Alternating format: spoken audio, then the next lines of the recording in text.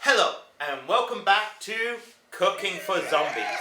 Today I'm going to cook you up a treat. Something you can make at home, lickety-split, and feed that zombie family of yours. Today we're going to eat some proper home-cooked, down and under human ribs. So, how do you prepare this? Well, the latest fad today is everybody wants some kind of lean, athletic food to eat. They want to be healthy. They want to eat the body of a runner. They want to eat an athlete or something like that. That's all well and good, but we want flavor. Welcome to Flavor Town. So, I say, go out there and find yourself a fat kid. The fatter and the younger, the better. The meat just falls right off the bone. So remember, when you want to have something yummy, get young and plump. Preferably somebody who's lazy, somebody who doesn't do a lot of exercise or get out a lot. A nerd is perfect for something like this. So if you can bag yourself a nerd at the local shop, well, go ahead. This will help bring that flavor out of the meat. So there's a few ways you can prepare this. Some people like to barbecue it. Some people like to spatchcock it. That's where we get the ribs and we push down until they break. Me, myself, I've always been a fan of oven cooking it. So what you're going to do, we're going to get those ribs and we're going to season them. Now, we're going to get a little bit of soy sauce, a little bit of salt, a little bit of pepper, and believe it or not, just a few grains of coffee can really bring out that bloody taste of the human's blood in their flesh. It does wonders for it, trust me. After we've massaged it into all the ribs, what we're going to do, we're going to preheat that oven to 260. Get it not too hot but not too cold. Remember, we don't want to burn those ribs, but we don't want those ribs to come out too chewy as well. And that's why we want the plump kids. All that fat built up, that sugary diet. Thank you, Cola. You really helped us there. So we're going to put those in and we're going to bake for about 40 to 45 minutes. In the meantime, while we're waiting for our ribs to be made, why don't we talk about a show? So come with me to the kitchen counter. So welcome back to the show. So much like a show I talked about recently, Scream Queens, this is another show that I kind of overlooked. It's just a bit bleh, a little bit ugh. I just saw, zombie in it, and recently if I see a show, something about zombies, I often overlook it because there's just so many damn zombie movies and shows out there. It feels like they're a dime a dozen these days. However, much like Scream Queens, don't judge a book by its cover. In this case, I didn't even look at the damn cover. I just skipped it because I saw the word zombie involved. What I should have done is saw who was actually in this TV show. But once I saw that, I was really, really interested. Now, this is a show I haven't heard many people talk about before as well, so that probably didn't help. But it's called the Santa Clarita Diet. Santa Clarita is a place in California, if you don't know. I believe it's in California. It's a little suburb out that way. So, I went into this with very low expectations. The only thing that was saving it was the cast that I saw. And as we all know from some movies that have all-star casts or some TV shows that has everybody underneath the sun, they don't always save the show. And I thought this was going to be another one of those. Oh, how I was wrong. First of all, let's just talk about some of the people in this show, why I actually even bothered to watch it. You've got Drew Barrymore. I mean, come on, it's Drew Barrymore. I mean, she is America's sweetheart since the youngest of ages. And of course, she stole our heart for that very brief moment in Scream. That was like her resurgence back into the fray of movies. She's always one of those actresses that I never thought she would either die when she was young, or one of those actresses that would do what she's doing, come back and, gracefully age and become a fantastic actress. I'm very happy as the latter and not the former. Who else is in it? You've got Timothy Olyphant. Olyphant? I think it's Olyphant. Anyway, he is one of those people who's in a whole host of movies. Often you might not know the name, but you see the face, you're like, it's him. And he's one of those actors who's whatever he's in, even if the movie or the show actually sucked, he was always good in it, and I've always wanted to see him more in other things, so I was very happy to see that he was in here. You've got Skylar Gisondo. Some of these names are a little bit strange. I only see them spelled out, so if I'm mispronouncing them, I'm sorry. Maybe too many hot spices in my mouth from eating all that human flesh. Anyway, Skylar, he's, again, one of those names you might not recognize, but you've seen him in quite a few things. Most notably, probably, is the remake of the National Lampoon's Vacation movie. I thought he was really good in that, and he's really good in this as well. He plays the same kind of character, but he does it well, so that's fine. I mean, a lot of great actors have a certain, characteristic or trait to them. I mean, even look at De Niro or Pacino. Especially Pacino, he has a whole "Hoo-ah" kind of thing to him, and he plays it very, very well. One of the best actors in history. So he's very good in that. You've got some other side characters as well, like Richard T. Jones. And he's one of those actors, I kept on looking at him, it's like, I recognize him, where do I know him from? And finally it hit me, bang, Event Horizon.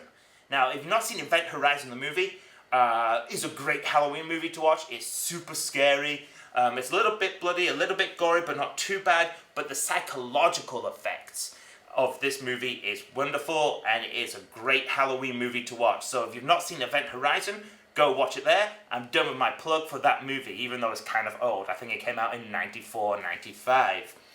But again, he's been good in the few things he's done. He's not a prolific actor. He hasn't been in a lot of things, but the things that he has been in, he's been good. Another actor that's in this, and this truly made my day, was Andy Richter is in it. And I just love anything with Andy Richter in, because Andy Richter kicks ass. I think probably most of you know who Andy Richter is through the Conan O'Brien late night show. He was the sidekick for so many years. And he went off and did his own little projects, such as Andy Richter Rules the World and Andy Richter Private Detective. A lot of the shows that didn't do well, but they were very, very funny. And it's just because of a lack of audience, they weren't picked up for many seasons. But Andy Richter rocks, and I love seeing him in it. You've got Jonathan Slevin. Now, Jonathan Slevin is, again, one of those actors, you might not know the name, but if you see his face, you can be like, it's that guy. Most notably, he's probably, for me, my favourite role he's been in is Better Off Ted, another short-lived comedy series, 2 seasons long, but he's a fantastic person in that as a Dr. Khan. He's awesome. So, really, this show, between the main actors and the side actors, it's just awesome. This is a very comedy-centric actor show. And in many ways that makes sense, because this show is really funny as well. It is meant to be one of those comedy horrors. So let's just go quickly over the storyline, which is, again, it's pretty simple, but it is a little bit unique to some zombie movies. Basically, Drew Barrymore, the mother, she is at work. She works as a realtor. Her and her husband work together as realtors. And all of a sudden, she just throws up in the middle of showing a house. Now, she throws up this weird little ball. And she dies. She dies for a few minutes. And then suddenly comes back. And suddenly feels fine. In fact, feels really fine. Feels better than she ever had. She does the things that she wished she could have done before, but she never had the nerve to do. Her inner personality that she wanted to be comes forth. And it allows her to be more bold, make braver decisions, and speak her mind. There is one small side effect, though, for her. She has to eat human flesh. She tries eating other meat, it's not good. Well, I should say, at first she tries eating frozen beef, and that's okay. Then one day she gets kind of cornered and didn't have much of a choice, and she goes for the jugular and eats the guy. After that, she will only accept human meat. Everything else tastes like trash to her. And that's pretty much where the story is. You find out later this ball is actually a living entity that looks a bit like a spider. We call him the 8 legs. And it's really kind of cute, actually, in some weird way. But pretty much that's how it is. And it's about how the family lives with a zombie-ish mum. A mum who likes and has to eat human flesh. between the husband and the daughter. And I forgot the daughter's actress's name, I didn't add it in, but she does a very good job in this as well. Very kind of like Generation Z, nonchalant kind of thing, but she pulls it off well instead of that kind of just really annoying millennial style that most kids have these days. Yes, I'm going to say most kids. If you've got a problem with that, send me an email. Because you guys suck. And it's not just me. Trust me, from a later review, you're going to hear other people saying why you suck. But anyway, she does a very good job. And it's about the neighbors. They live in like a suburbs where not much happens. But you get these kind of shady characters coming around. And then you get the idea that if she actually bites somebody but doesn't eat them whole, they actually end up having the same problem as well. And that then can become contagious. And guess what happens? A few people get bit and then they start doing it. Now, some of them are actually good zombies and some of them are bad zombies. But the whole idea is that they're not really true zombies, because it's more like an inhibition thing. It's when they throw up that ball thing, that's basically all the things that hold them back to what they want to be and what they want to do, but were too afraid to pre-zombie life. So I'm not sure. They don't exactly say it's a zombie, and they kind of give a reason. I think there might be another season that might wrap it up and explain it to us. But for me, what I gathered from this show is, while this ball took away all the inhibitions, it also left a certain craving in them, maybe to fill that hole of what they used to have. So I'm not sure if you exactly call it a zombie, but for the lack of a better term, let's call it a zombie. This show is very dark humored. Okay, it is very, very dark humored. There is a bit of silly jokes and a bit of slapstick here and there, but a lot of it is well written, and that's what I liked about this show.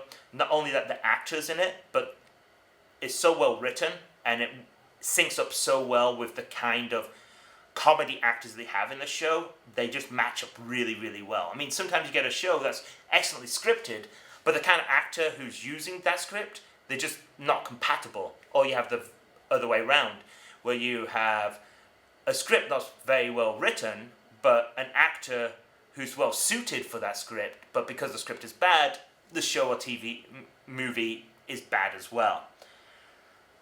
So that's pretty much it. I think the key here is, it's all in the family.